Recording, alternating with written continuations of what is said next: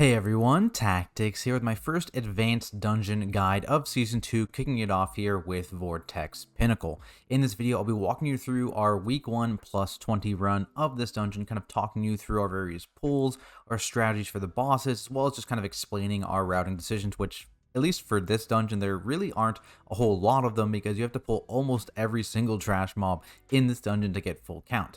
I do want to note here that these routes are definitely not pug friendly. If you're looking for something like that, I have a whole series of videos that are pug friendly over on my channel or linked down in the description below. This route, though, much more focused on coordinated groups, on people looking to push higher keys, so just keep that in mind when going through this video. With that said, let's hop into the dungeon here, and right off the bat, we are looking to do a pretty big pull here, just to get Lust on cooldown. Even though it is a tyrannical week, the first boss isn't really too much of a problem, and so your main constraint here are these wild vortex mobs, because they have that wind bolt and they have that more important stoppable cast in Cyclone. So you want to make sure that you have stops and kicks assigned to all of these vortexes as we're going to pull here. The big thing is that these armored Mistrals, outside of being annoying, they actually aren't terribly dangerous either to the tank or anyone else. Right? They have this Cloud Guard, which range kind of have to position around, and they have that pressurized blast, which melee would have to run out of. So those two things are kind of annoying, but because they don't really do anything else, you can just kind of chain them all throughout this area. So as you see here, we ran all the way in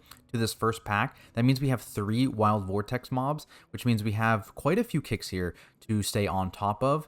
And prioritizing stops as well. One person's assigned to a stop for each of the Cyclones. Because we have so many other kicks to do, we don't want to actually kick Cyclone. We want to stop it because there's nothing else important to stop. The other thing to note here is, of course, all these charge debuffs going out here. We have a priest in our group, so we're able to both mass dispel or regular dispel off those debuffs, which is also pretty important here because, as you can see, like, they're going out all the time. I believe there's only 2 of the Gust Soldiers in this pack in particular, so it's not too big of a deal. The priest can kind of handle all those on his own.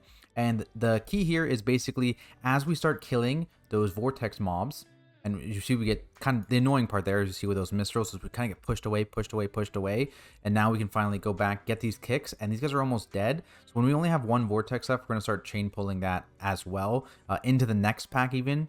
Because again, these armored Mistrals, so healthy, we'd be wasting a ton of time by AFKing here trying to kill them. And so instead, we can just go into the next pack here, waiting to recover kind of kicks and stuff like that. Starting to get the kicks and move into the next pack here, which has 2 more of those Gust Soldiers and another Wild Vortex here. So again, 2 Dispels. Another thing that we're kind of keeping restrained here, we have a Priest, so we can handle 2 of those Magic Dispels going out at a time. But if we pulled like 3 or 4 Gust Soldiers, that could be a real problem, right? So just, it's about managing both those kicks as well as those Magic debuffs here, because especially on higher fortified keys, this could be very, very dangerous. If you don't have enough kicks, you may only do like the 3 armored Mistrals with that first pack, wait till you kill the Wild Vortex, and then move forward from there, potentially on a higher fort key. But if you have the kicks and you're able to stay on top of those Wild Vortex mobs, this is definitely something that can save you quite a bit of time instead of just AFKing early on and trying to kill those really, really healthy, not really dangerous armored Mistral ads. So as you see, we're going to finish off this pack here because the next pack is pretty big, and at this point the armored Mistrals are kind of getting to be almost dead. We're just going to move forward here. Also note that we did actually forget to lust on the first pull. That was definitely our lust, so we're just going to lust here. But usually you would want to lust here on the first pull. I'm pretty sure that's a better bloodlust than doing this here. Same deal here though, just a couple kicks, a couple dispels. Again, the armored Mistral has so much more health than everything here. So you're just going to see us chain the Mistral itself into the next pack here when it starts getting low. So the armored Mistral is still up. The Gust Soldiers are very low, but they're going to die basically. They don't really have any other cast left. He's just channeling over there, but he's going to come in and join the pack.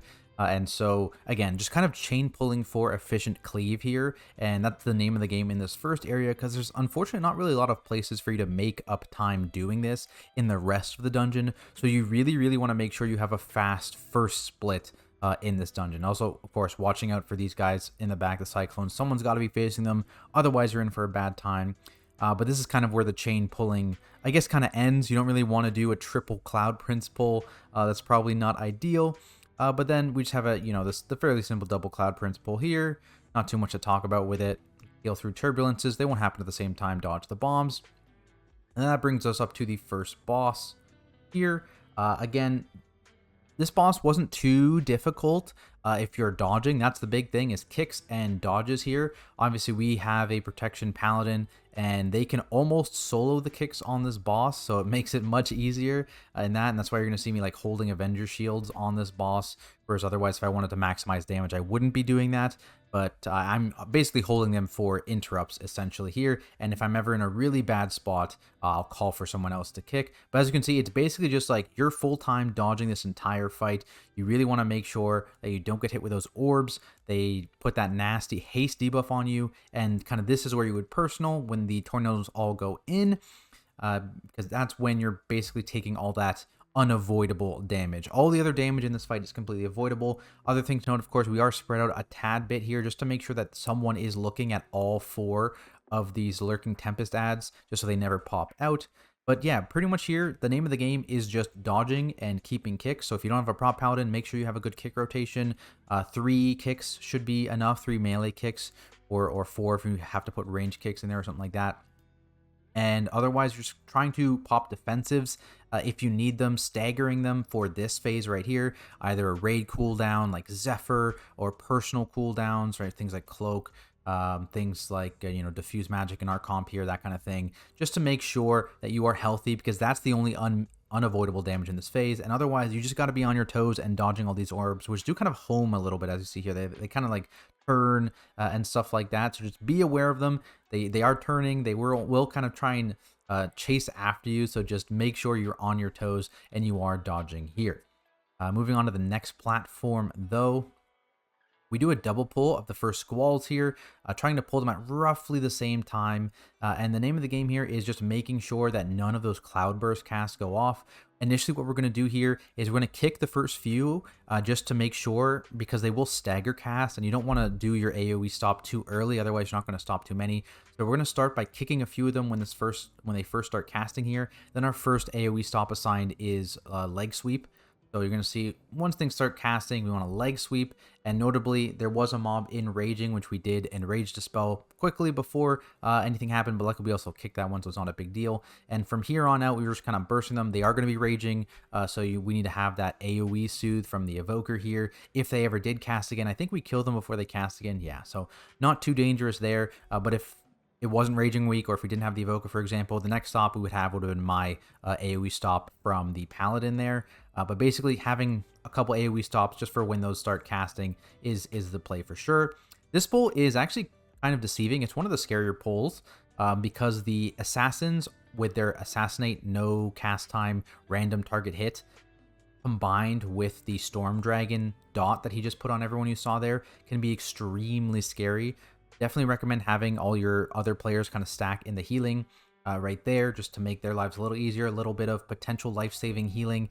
And what we do here is we just we do prio the Storm Dragon. I'm curious on higher fort keys if the play would be actually to nuke the Assassins down and just deal with the Storm Dragon after the fact. But either way here, you just want to be careful of that combo. If you have a personal up for that actual debuff the dragon puts out, the Icy Buffet, and the Assassins are still up, it might be a good idea to personal that, because that's kind of the damage wombo combo that you can get murdered by in that pull here.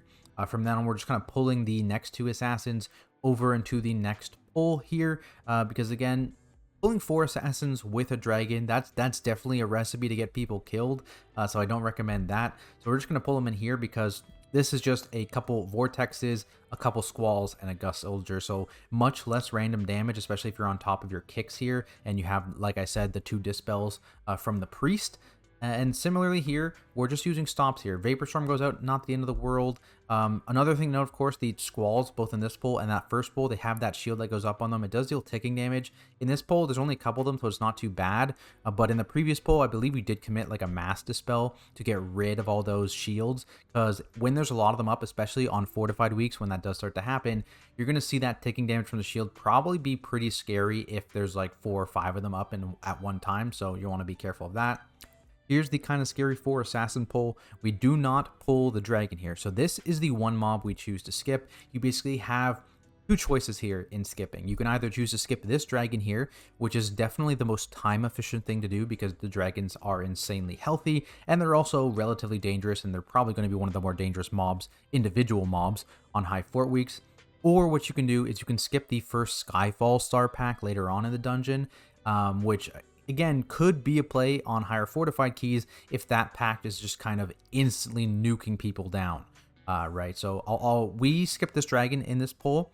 I'll talk through how we dealt with the stars, but just know that the two variations of this route are you either skip this dragon, which you don't even need the Mind Soothe for, by the way. You can just walk around this way without Mind Soothe, or you skip the first Skyfall stars. You'll do one of those two probably every pull, and you'll be pulling literally every other piece of trash in the dungeon there. It's just going to be what is more lethal on higher fortified keys or what takes more time, right? If you can live through the stars, because they have such lower health, they are going to be faster. So if you need the time, you'll probably be skipping this dragon and killing the stars. If you don't need the time and the stars are just too scary, you'll probably just be pulling this dragon and then you'll be skipping the stars just for safety. So one of those two things is going to be the play here. Otherwise here, just kind of the same trash we faced the entire time so far. And then we'll move up here to Alteris. This boss basically just deals constant pulsing damage the entire fight, and you really want to make sure that you're upwind as much as possible here. So you're going to see the wind direction. You want to make sure the wind here is blowing this way so it hits you before it hits the boss. That means you get a haste buff, otherwise you take extra ticking damage and you get a haste debuff. You always want to make sure you're getting hit by the wind before the boss does, and the scariest part of the fight is always going to be during these downbursts here, because the healer usually is going to have to be in the air doing something else, right? They're jumping up, they can't really heal while they're falling down. And so that's kind of where you want to be committing things like defensives, committing things like health pots, all those kinds of things just to make it safer, because that's when your healer is going to have the most trouble. There you can see we fall pretty low there, but we're in Bloodlust, so we tried to kind of hold those defensives for the most part because we were in Bloodlust. But we did still commit a couple things, of course. We like GS was committed, I think Dragon Scales was committed, that kind of thing. But in general, right, you're going to see the personals kind of go out for when the downbursts go out. Not because we're taking more damage from the downburst, but because it's just harder for the healer to actually heal. Outside of that, this fight doesn't have any burst damage whatsoever, right? It's all avoidable damage outside of the ticking damage you're taking throughout the encounter and the little small bursts of damage you take from stepping into the Cyclone. So obviously, if you have any way to avoid taking Cyclone damage, you can immune and walk through the downburst, that kind of thing. That can help mitigate the damage slightly. But really, there's no major damage hit in this fight. So it's all just making sure your healer doesn't fall too far behind. And then in those scary moments, which again are always just the downburst casts, because you take the extra small burst of damage and the healer is moving or flying or floating in the air, whatever, making it harder for them to heal. That's kind of the priority there. So if you're having problems with this fight, make sure, one, you're using the winds the best of your ability, and two, you're committing those defensives or off healing or whatever during these downburst moments when the healer has to move. Other than that, this fight is definitely something that we want to bloodlust on tyrannical weeks. Potentially, this lust could move somewhere else during fortified weeks. If there's like a big trash pull you want to do like early on, like maybe that second dragon with that pack before this boss is a potential option. But at least for now, especially on tyrannical weeks, definitely recommend lusting that, which in combination with certain specs during this haste buff can lead to some insane damage numbers. Moving on, though, we have some trash on the last boss's platform here, moving across.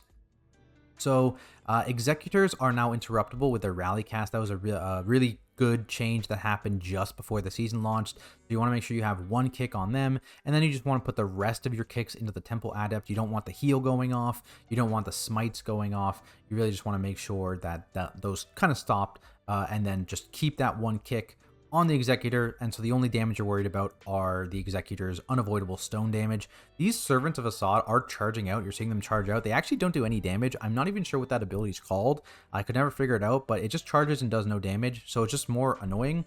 It's not dangerous whatsoever. I know it looks scary for sure because a mob charges at you. You expect something bad to happen, but nothing bad is happening, I promise. Unless they choose to change that. Otherwise, don't worry about it too much.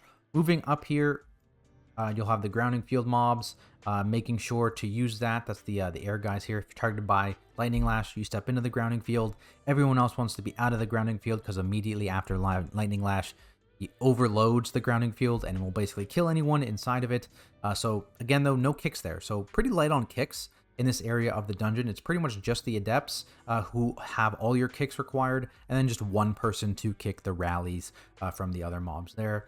Now we're going to get to the stars. So the stars, are always most dangerous right at the beginning when all of them are up. So at the beginning is where you'd want to commit your personals, like we're right off the start, like we're pre-hemming, we get the fuses going, right? We're popping everything preemptively here. And we did test, so like things like knockbacks do work. Things like individual stuns like do work here. But obviously like your goal here is to pre-defensive and then just nuke as many as you can as quickly as possible. They have very low health here, so that's the benefit. So like this pull took like almost no time. If you were to fight a dragon instead of this, it would take much longer. But we had to commit so much more and defensively to kill this, which is kind of the trade-off, right? On a high fortified key, you might walk in and 2 people instantly die, and then you're kind of in a problem spot, right? So it's kind of a which one can we actually survive? Do we need the time? And that's kind of how you have to make that decision, because there's still another star pack. Luckily, our defensives are going to be coming up by the time we get to that star pack, even on a tyrannical week. So that's not a big deal. We do the exact same thing for that pack, just early commit defensives, nuke as many as possible early on to reduce the overall damage going out to the party. But it's still very scary and could be extremely lethal very quickly on a higher fortified key. Remember, this is the tyrannical key, so we're more worried about bosses here, not so much about trash. These pulls, not too annoying. There's a double adept in this one with the executor. Just don't forget to have that kick on the executor. And then this next pull got a whole lot less annoying with the change to rally to make it kickable, because there's 2 executors here, so you just need 1 kick per executor, and you can easily just prevent this pack from just getting its health absolutely juiced up. Of course, don't forget the lightning lash stuff. And then we move down to that final star pack here. And notice again, we're still on that count. We've only skipped a single dragon mob the entire dungeon. You have to kill literally everything. So yeah, again, same deal here. We go in, we pop our things to kill things as quickly as possible. Defensive early on, kill them as quickly as possible. I think we committed touch there. Touch is massive because the mobs have such low health. Touch can just get rid of a bunch of them very, very quickly, and that's very useful. And then we get to Assad, and Assad is quite a difficult boss. So Assad has kind of this wombo combo with summoning ads that have quite a bit of health that you need to kill down and do pulsing damage. That's really bad when it overlaps with chain lightning. The big thing here is that you want to commit as little as you can to survive these naked chain lightnings. So what I mean by that is this chain lightning is happening. There is nothing else happening. You want to pop as little as possible defensively to still survive this chain lightning, which on this key level is literally nothing, right? It's such a low key level relative to what we're going to be doing at the end of the season that we can commit nothing here, but you may need to commit something small on a higher key level, right? But then the Skyfall Novas come out, and there is going to be an interesting overlap. Maybe not in this first phase, because right off the bat here, there's only 1 Skyfall Nova before the actual Supremacy cast starts, so there's not as bad of an overlap. But during the second phase, basically after the first Supremacy, that's when you're going to start to see some problems. So we run over highest priority mobs are these Skyfall Novas here, so we're hard swapping to it, we're nuking it. Static Cling, everyone jumps right here at 0.5 just to make sure they don't get hit by that debuff. That can entirely avoid the debuff if you just jump. Very nice. Everyone gets into the triangle here for the Supremacy cast, and kind of this is where the very hard phase. So that's actually the easiest phase always, because there's only a single Skyfall Nova that you need to kill.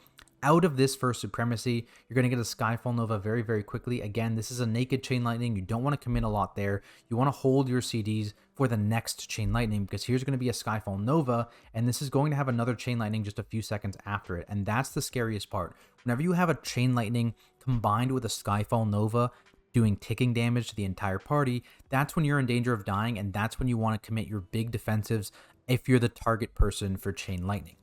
So basically what's going to happen here, we're hard nuking this Nova, Static Cling comes out, and then Chain Lightning will come out right after here, and that's kind of where you want to commit a big defensive. See, very, very close to dying there. That was very, very spooky, and it's going to happen again, because now that we've killed the Skyfall Nova, guess what? There's another Skyfall Nova coming up in just a couple seconds here.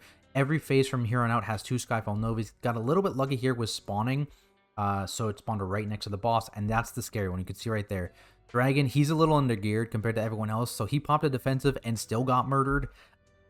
So it's definitely a little scary, right? The most healing intensive part of the fight by far, and so the faster you're able to kill these Novas, the less scary it's going to be for your healer. But if you can't get them down, really, really give your healer a hand during those casts of Chain Lightning with the overlap.